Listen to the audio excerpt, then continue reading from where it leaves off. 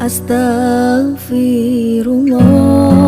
Wassalamu ala rasulillah wa ala alihi wa sahbihi wa mawalah wa la hawla wa la quwata illa billahi wa ba'du. Kita lanjutkan kajian kita, masih membahas kitab Bahjah Qulubil Abrar, pembahasan dari kalimat-kalimat singkat Nabi namun syarat dengan makna.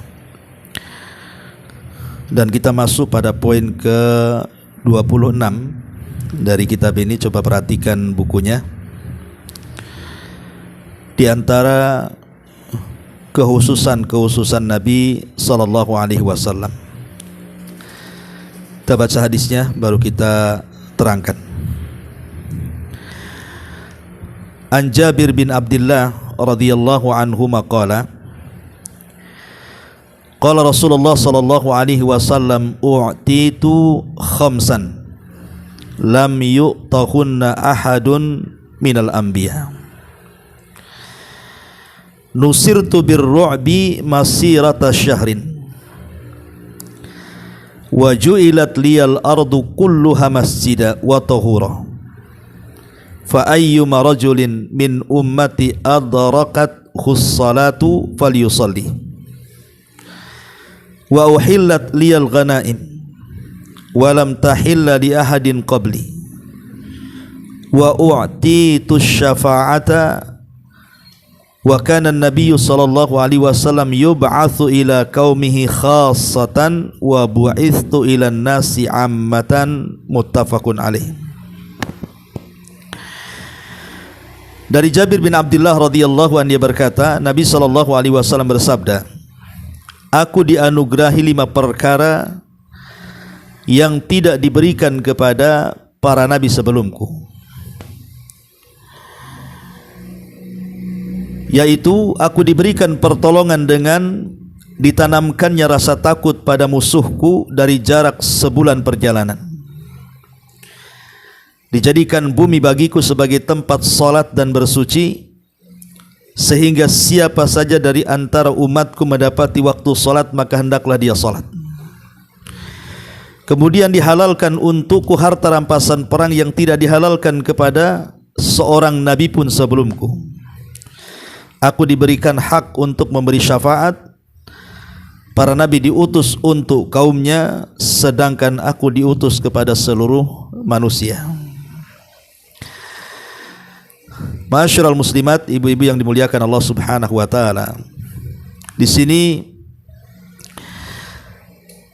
As-Syekh Asy-Sya'di rahimahullahu taala hendak menjelaskan kepada kita di antara keunggulan ataupun kehususan Nabi kita Muhammad sallallahu alaihi wa ala alihi wasallam.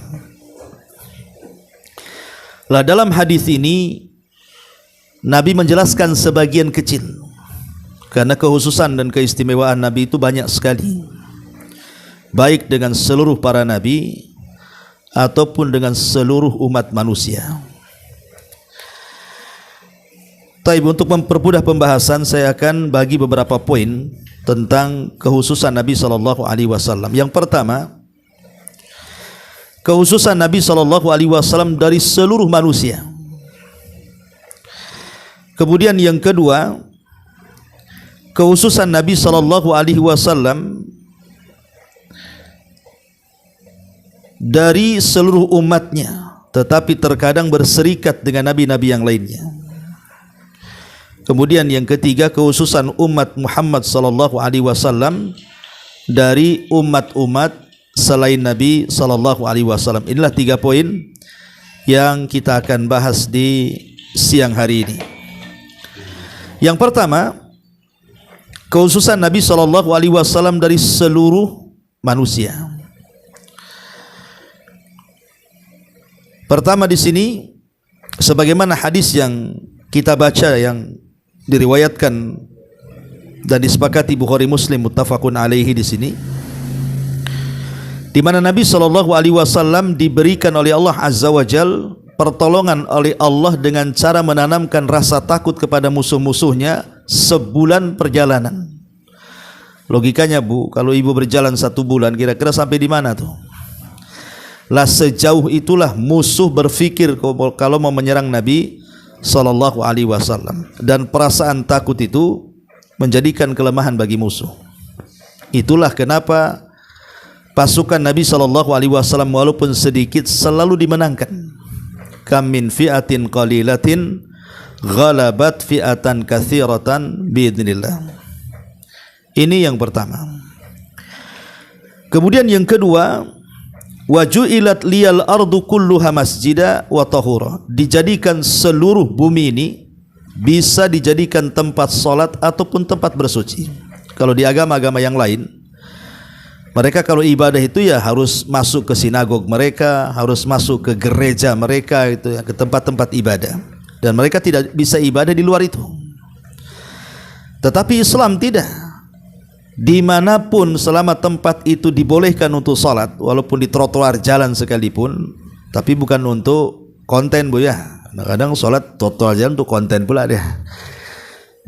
Jadi intinya dimanapun di bumi yang kita pijak ini boleh kita melaksanakan salat. Bahkan kita bisa bersuci dengan cara tayamum. Dan ini khususan di mana tidak dibatasi dalam menyembah Allah Subhanahu wa taala dengan tempat ya. Kemudian yang ketiga, dihalalkan harta rampasan perang.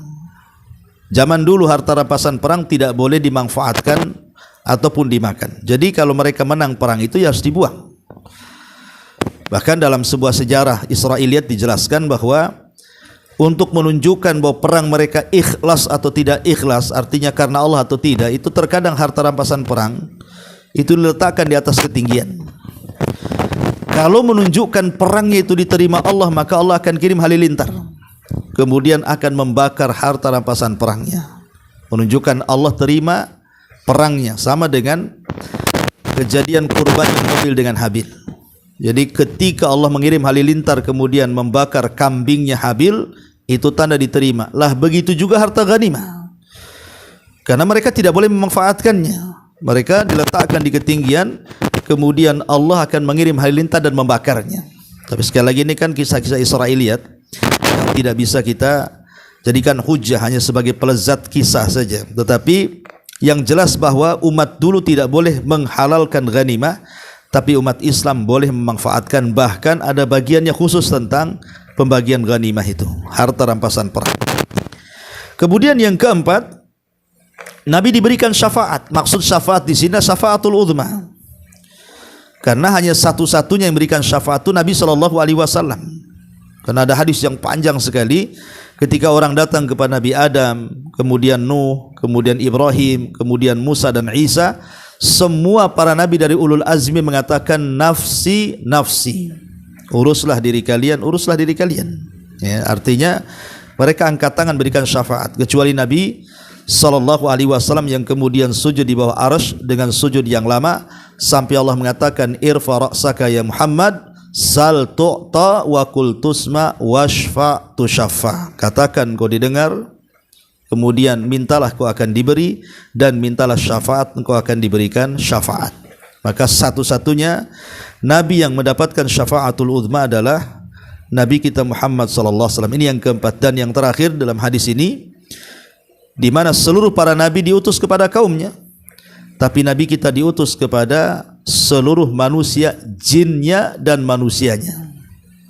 Satu-satunya Nabi yang diutus kepada kalangan jin dan juga manusia adalah Nabi kita Muhammad SAW. Dan itu bisa dilihat dalam suratul jin, ketika ada sebagian jin beriman kepada Rasul Sallallahu Alaihi Wasallam dan menganggap mereka bahwa Nabi sebagai Nabi mereka.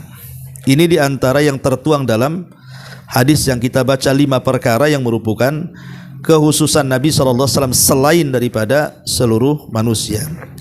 Kemudian juga yang lainnya saya tambah selain daripada 5. Yang keenam, anna syaitan la yatamathal fi suratihi. Setan tidak bisa tasyakkul, beralih rupa menyerupai Nabi sallallahu alaihi wasallam. Jadi kalau orang bermimpi berjumpa dengan Rasul, ya, tapi mimpinya aneh, mungkin Rasulnya ngadap ke belakang, hanya dilihat dari ke belakang atau ke samping gitu kan, ya tidak jelas, maka itu bukan Nabi SAW. Ya, walaupun pamanya dalam mimpinya dia ngaku Nabi, Karena setan itu tidak bisa menyerupai Nabi dalam mimpi. Tidak bisa. Ya, kecuali betul-betul berhadapan, nampak wajahnya, nampak perawakannya, dan kita sudah baca fisiknya di dalam penjelasan syarah para ulama seperti dalam kitab Syama'il Muhammadiyah. Persis seperti yang kita pelajari dari fisiknya dan begitu seterusnya. Ya mungkin saja. Tapi kan tidak semua orang bisa bermimpi berjumpa dengan Rasul. Ya, hanya orang-orang tertentu saja. Karena setan tidak bisa menyerupai wajah Nabi SAW. Kemudian juga yang nomor 7, Nabi SAW berbeda dengan manusia yang lainnya, termasuk juga para nabi, di mana Nabi SAW memiliki banyak nama. Nabi SAW itu memiliki banyak nama, di antaranya Ahmad, kemudian Muhammad, Al-Mahi, Al-Hashir, Al-Aqib, Al-Khatim, Al-Mustafa, dan macam-macam nama yang disematkan kepada Nabi SAW. Ketika banyak nama difokuskan kepada satu orang, menunjukkan bahwa itu keagungan. Sama dengan ketika bicara kiamat. Ya, dalam Quran itu puluhan nama kiamat untuk satu peristiwa. Ketika ada satu peristiwa kemudian banyak nama, berarti peristiwa itu sangat dahsyat, sangat agung. Lah begitu juga ketika banyak nama untuk ditujukan kepada satu orang, menunjukkan satu orang itu memiliki kemuliaan. Ya. Kemudian juga yang nomor 8 tentang wajibnya salawat. Tidak ada umat-umat selain Nabi SAW diwajibkan bersalawat kepada nabinya, seperti umat Nasrani diwajibkan salawat kepada Isa, umat Yahudi diwajibkan salawat kepada Musa, atau umat Ibrahim kepada Ibrahim, umat Syuaib kepada Syuaib, umat Saleh kepada Saleh. Tidak ada. Hanya umat Islam yang diwajibkan bersalawat kepada Nabi SAW. Dan ini keutamaan Rasul, ya, di mana umatnya sendiri mendoakan Nabi SAW setiap saat. Karena salawat itu artinya, ya Allah, pujilah Nabi kita di hadapan makhlukmu yang ada di langit sana. Maksudnya di hadapan Jibril, Mikail, Israfil, dan seluruh para malaikat yang ada di langit. Dan siapa yang bersalawat 1 kali, Allah akan bersalawat kepada kita 10 kali. Kemudian juga di antara kekhususannya adalah Nabi SAW diberikan Raudhah min Riyadil Jannah, taman dari taman-taman sorga yang terbentang antara jarak mimbar dengan rumah beliau. Makanya kalau ibu ditakdirkan umrah, masuk ke daerah Raudhah tuh. Ya, Raudhah itu artinya arah ke kuburan Rasul.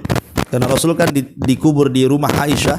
Nah, antara pintu rumah Aisyah dengan mimbar itulah tengah-tengahnya disebut Raudhah min Riyadil Jannah. Itulah taman dari taman-taman sorga. Dan itu bisa diberikan kepada para nabi yang lainnya. Termasuk juga peristiwa Isra Mi'raj. Ya. Tidak ada satupun nabi yang dinaikkan sampai ke Sidratil Muntaha. Paling tinggi Nabi SAW, para nabi itu yang dinaikkan ke langit itu di masa hidupnya cuman Idris. Ya. Idrislah yang dinaikkan ke langit, dan juga Nabi Isa pernah dinaikkan ke langit. Artinya keduanya tidak wafat. Kalau Ibrahim kan wafat di bumi, Adam juga wafat di bumi, dan semua para nabi wafat di bumi. Tapi ada nabi ketika masih hidup dinaikkan ke langit. Salah satunya Nabi Idris. Makanya Allah mengatakan wa rafa'nahu makanan 'aliyya, dan kami tinggikan Idris itu ke tempat yang paling tinggi. Ahli tafsir mengatakan maksudnya Idris itu dinaikkan ke langit keempat. Makanya dalam peristiwa Mi'raj itu Rasul berjumpa dengan Idris di langit keempat, dan berjumpa dengan Isa di langit kedua bersama Yahya, ya saudaranya. Jadi paling tinggi itu ke langit keempat. Tapi Nabi SAW bukan ke langit keempat, sampai melewati langit ketujuh, sampai lagi ke Sidratil Muntaha, yang Jibril saja tidak sampai ke tempat itu. Dan itu salah satu keistimewaan Nabi SAW. Termasuk juga mukjizat Al-Quran. Mukjizat Rasul itu tidak lekang dimakan tempat dan zaman. Sampai hari ini mukjizat masih ada. Berbeda dengan mukjizat para nabi dan Rasul yang lainnya, maka berakhir dengan kematiannya. Termasuk juga di antaranya adalah tidak boleh memanggil Nabi SAW seperti memanggil antar sesama kita. Kalau antar sesama kita memanggil boleh menyebut nama, tapi Nabi SAW tidak boleh memanggil beliau dengan nama, tapi dengan lakobnya, ya Rasulullah, ya Nabi Allah, ya Abul Qasim, ya Mustafa. Jadi tidak boleh langsung ya Muhammad. Makanya kita tidak dapat di dalam Al-Quran satu ayat pun Allah memanggil Rasul dengan sebutan ya Muhammad kecuali mimbabil ikhbar, hanya sekedar menghabarkan, seperti Muhammadur Rasulullah walladzina amanu asyiddau 'alal kufar ruhama bainahum dan begitu seterusnya. Itu bukan panggilan tapi memang penghabaran. Tapi dalam bentuk panggilan dengan menyebut ya munada itu ya Muhammad itu tidak ada dalam Quran. Tapi kalau Adam ada, ya Adam uskun anta wa zaujukal jannah, ya Nuh, ya Saleh. Banyak di Quran itu nabi-nabi yang lain itu dipanggil namanya.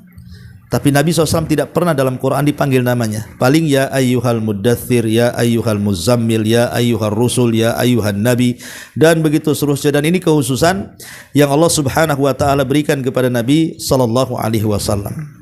Kemudian juga berikutnya bahwa Nabi SAW adalah orang yang pertama kali dibangkitkan saat kebangkitan dalam kuburannya. Walaupun Rasul sempat ragu-ragu karena ketika dia dibangkitkan dalam kubur itu dia melihat Nabi Musa sedang bersandar. Sehingga Rasul mengatakan, aku tidak tahu apakah aku dulu yang dibangkitkan ataukah Musa yang dibangkitkan. Tapi sepakat para ulama bahwa yang pertama kali dibangkitkan dari kuburan adalah Nabi SAW, sebagaimana orang yang pertama diberikan pakaian adalah Ibrahim alaihi salatu wassalam. Kemudian juga di antara khususannya adalah Nabi SAW adalah orang yang pertama kali melewati sirat. Karena umat Islam itu walaupun datang belakangan, tapi yang pertama kali dihisab dari seluruh umat-umat sebelum Islam, dan yang pertama kali melintasi sirat adalah Nabi kita Muhammad sallallahu alaihi wasallam. Ya, bahkan Rasul ketika berada di ujung sirat, setiap ada umatnya melintas, maka Rasul selalu berdoa dengan mengatakan Allahumma salim salim, ya Allah selamatkan, ya Allah selamatkan. Termasuk juga Nabi sallallahu alaihi wasallam diberikan Al-Kautsar yang tidak diberikan kepada para nabi yang lainnya. Ya, semua para nabi diberikan telaga, tapi mereka tidak diberikan telaga Al-Kautsar. Ya, sebagaimana Allah mengatakan inna a'tainakal kautsar. Kemudian Nabi SAW diberikan Al-Wasilah. Wasilah itu satu makom yang paling tinggi. Kalau ibu mendengar azan, kita disuruh untuk membaca doa salawat Allahumma rabba hadhihi da'wati tammah was salatil qa'imah ati Muhammadanil wasilata wal fadilah wab'athu maqaman mahmudan alladhi wa'atta. Sebagian para ulama mengatakan, walaupun ada riwayatnya dilemahkan, tapi ini masyhur ya. Di situ kan ada tiga kata, al-wasilah, al-fadilah, dan maqaman mahmudah. Lah maqam mahmudah itu adalah tempat yang paling tinggi di sorga. Disitulah Nabi SAW akan tinggal. Kemudian di sana ada maqam al-fadilah. Maqam fadilah itu diberikan kepada ibunda daripada Isa bin Maryam. Siapa? Maryam bintu Imran. Ya. Adapun maqam al-wasilah diberikan kepada istri daripada Firaun, Asiyah bintu Muzahim. Dan dua wanita ini nanti di sorga dipersunting Nabi SAW. Makanya kalimatnya ati Muhammadanil wasilah, berikan kepada Muhammad al-wasilah, maksudnya Asiyah bintu Muzahim. Wal fadilah artinya Maryam bintu Imran, karena Maryam belum menikah. Adapun Asiyah, Fir'aun di neraka dan dikekalkan di dalamnya. Makanya kemudian dua wanita ini akan menjadi istri Nabi SAW di sorga. Itu sebagian pendapat para ulama ya. Jadi Nabi diberikan al-wasilah wallahu alam. Kemudian juga di antara kekhususan Nabi SAW adalah Rasul diberikan mafatih khazainil ardi, kunci-kunci pembendaharaan bumi. Bayangkan Nabi di saat lemah-lemahnya di permulaan dakwah, dia berani memprediksi bahwa dua negara adidaya, Persia dan Romawi itu akan jatuh ke tangan kaum muslimin. Dan menjadi sebuah kebetulan, kenyataan gitu ya, ketika Rasul sudah meninggal, maka Persia runtuh di tangan Umar dan Romawi pun dikuasai oleh kaum muslimin. Artinya separuh dunia dulu pernah dikuasai kaum muslimin. Ya, dari sini menunjukkan bahwa hanya Nabi SAW yang diberikan khazainul ardi, mafatih khazainul ardi.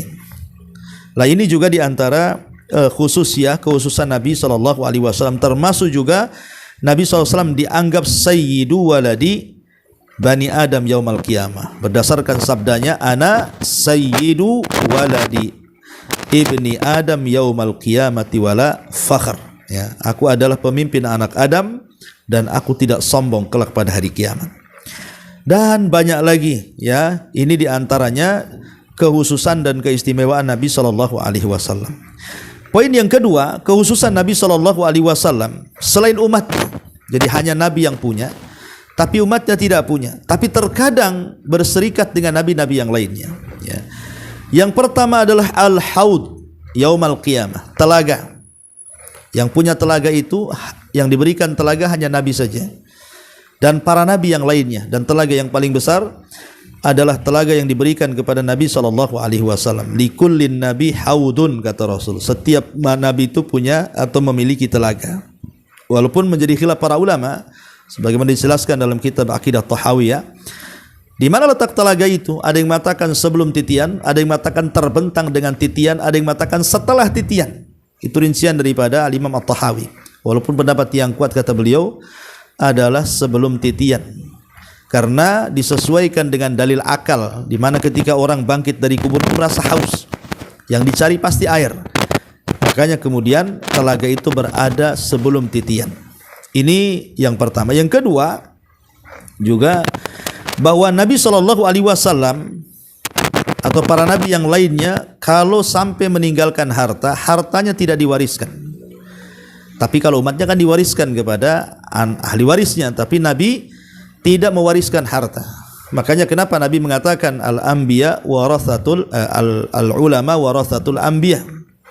Wa innal anbiya lam yurathu dinaran wala dirhaman. Bahwa para nabi itu tidak pernah mewariskan dinar dan dirham. Yang diwariskan adalah ilmu. Faman akhadahu akhadha bihadin wafir. Kemudian juga di antara khususannya adalah Allah mengharamkan kepada jasad para nabi untuk dimakan, untuk diserang cacing tanah gitu ya.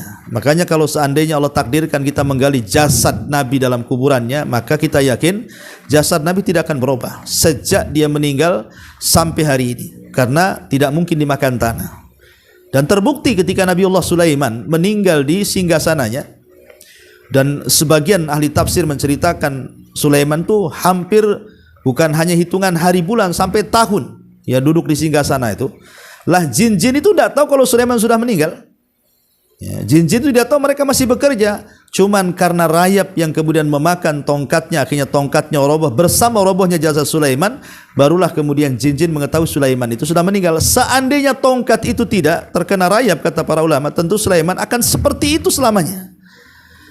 Artinya jasad para nabi tidak mungkin busuk. Ya, itu dalilnya diantara kenapa bumi tidak akan memakan jasad para nabi, dan itu khususan, ya, khususan bagi para nabi dan tidak bagi umatnya. Taib, kemudian juga ya ada juga sebagian manusia juga yang dijaga jasadnya sebenarnya, karena kita lihat mungkin sejarah 100 tahun yang silam ketika terjadi banjir, akhirnya banjir itu kemudian sampai mengenai kuburan syuhada Uhud. Sehingga kerajaan kalau nggak salah ketika dipimpin oleh Raja Abdullah kalau nggak salah ya, akhirnya kemudian jasad para syuhada Uhud itu naik ke permukaan karena banjir yang sangat besar. Dan subhanallah, semua jasad syuhada Uhud utuh, termasuk jasad Hamzah yang dibelek oleh Hindun itu, bekas jahitannya nampak gitu ya. Dan artinya Allah Subhanahu wa taala menjaga orang-orang yang beriman di dunia dan di akhirat, baik jasadnya ketika hidup ataupun ketika mati. Taib, kemudian di antara khususannya juga bahwa seorang nabi dikubur di mana dia meninggal. Sebagaimana Nabi SAW, karena dia meninggal di kamar Aisyah, di situ dia dikubur. Kalau kita tidak boleh, kita meninggal di kamar ya dikubur di kuburan kaum muslimin. Dan ini khususan Nabi SAW. Termasuk juga puasa wisol. Wisol itu maksudnya sahur ke sahur. Bukannya di waktu sahur, ya sahurnya di waktu sahur, itu namanya wisol namanya. Nah itu khususan Nabi, kita tidak kuat seperti itu. Makanya ada sahabat kemudian ingin wisol seperti Rasul, akhirnya jatuh pingsan. Kata Rasul, jangan kau ikuti aku, karena aku yang memberi makan dan minum Allah sementara kalian tidak. Makanya khusus puasa wisol itu untuk Nabi SAW. Termasuk juga di antara khususannya adalah di mana Nabi SAW dibolehkan menikah tanpa ada wali ataupun saksi selama ada seorang wanita menghibahkan dirinya dan Rasul mau. Ya. Jadi wanita-wanita yang menghibahkan dirinya kepada Nabi SAW maka itu dihalalkan bagi Nabi, tapi tidak dihalalkan kepada umat. Termasuk juga bilangan poligami. Bagi Rasul mungkin ada yang mengatakan 10, ada yang mengatakan 11 istrinya, tapi bagi umatnya kan tidak boleh. Umatnya hanya boleh 4 saja, ya, dan itu kekhususan Nabi SAW. Termasuk juga tabarruk. Jasad Rasul itu punya berkah. Artinya kalau seandainya tangan Nabi itu menempel di badan kita, maka badan kita ini berkah, ya. Atau kita memegang serban Rasul ataupun jasad Rasul itu jadi berkah kita, karena berkahnya badan Rasul itu muntakil, dzatiyatun muntakilatun, dalam bentuk zat dan juga berpindah gitu ya. Tapi khusus bagi Nabi, nggak bisa bekas kiai berkah, karena bekas minuman kiai, bekas minuman Ustadz Abu Mero diminum sama ibu, nggak ada berkahnya, Bu, ya.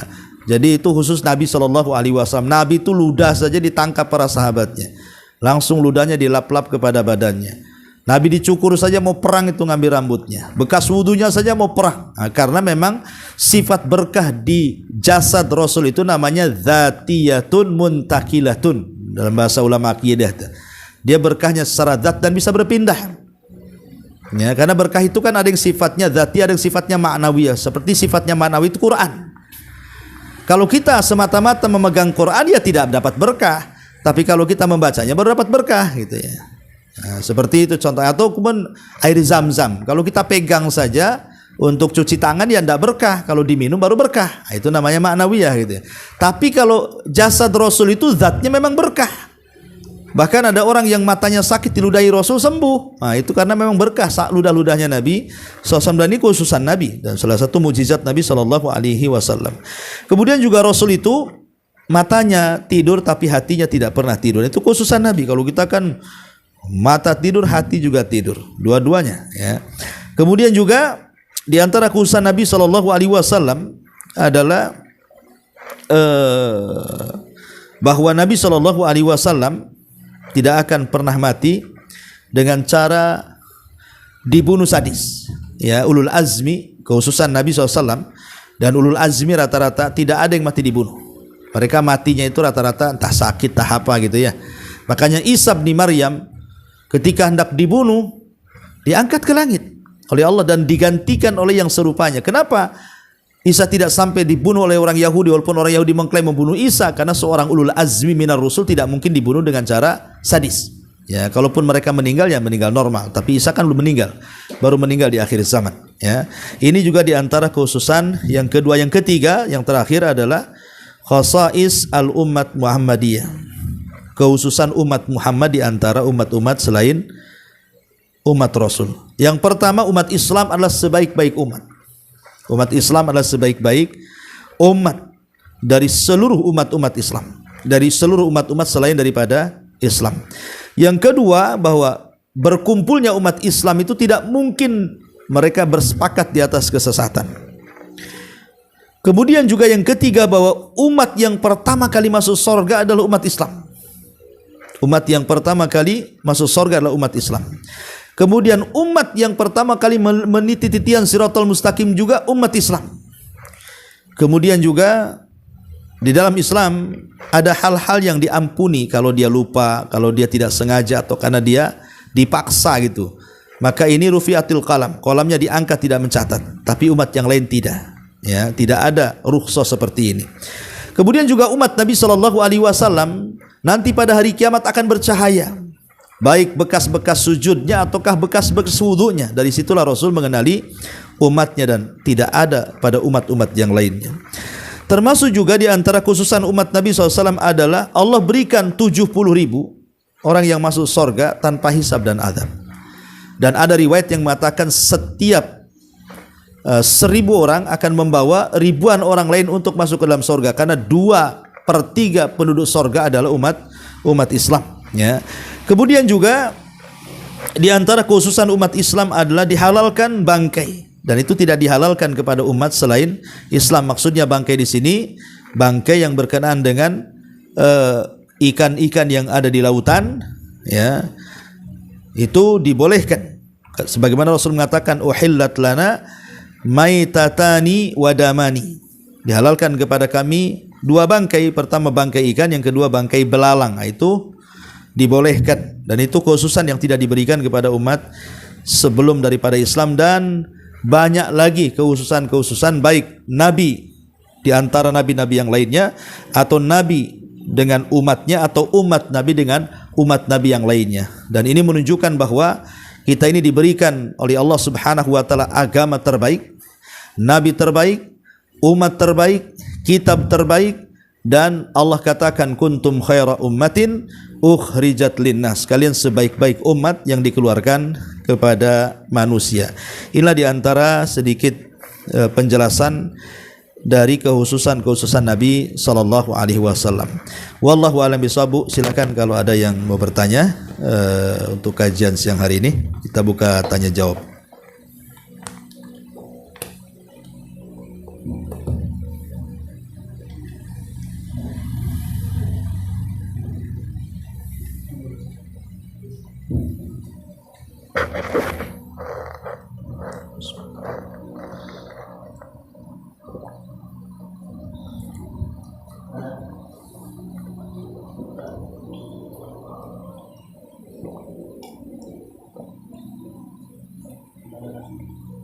Nggak ada. Alhamdulillah. Iya, kalau nggak ada kita tutup dengan doa kafaratul majlis. Subhanakallahumma bihamdika asyhadu an la ilaha illa anta astaghfiruka wa atubu ilaik. Allahu taala alam. Assalamualaikum.